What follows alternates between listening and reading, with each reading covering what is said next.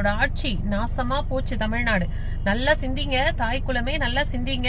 உங்களோட பெண் குழந்தைக்கு பாதுகாப்பு வேணும், நமக்கு மரியாதை வேணும்.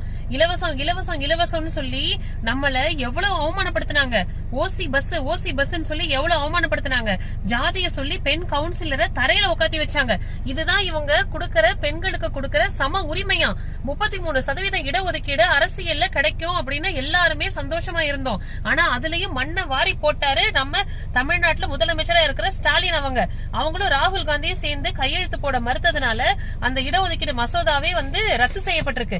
அதுக்கு வெடி வச்சு கொண்டாடுறீங்களே, உங்களுக்கு எல்லாம் மனசாட்சியே இல்லையா? உங்களுக்கு எப்படி மனசாட்சி இருக்கும்? உங்களுக்கு தான் சம உரிமை, சமத்துவம், சமூக நீதினு வாயால மட்டும்தானே வட சுட தெரியும்.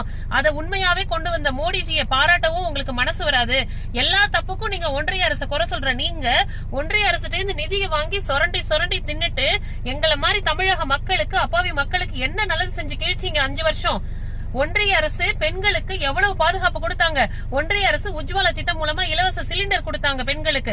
ஒன்றிய அரசு பெண்களுக்கு 12,000 செலவுல ஒவ்வொரு வீட்டுக்கு வெளியேயும் கழிப்பறை கட்டி தந்தாங்க, பெண்களோட தன்மானம் பாதுகாக்கப்படணும்னு.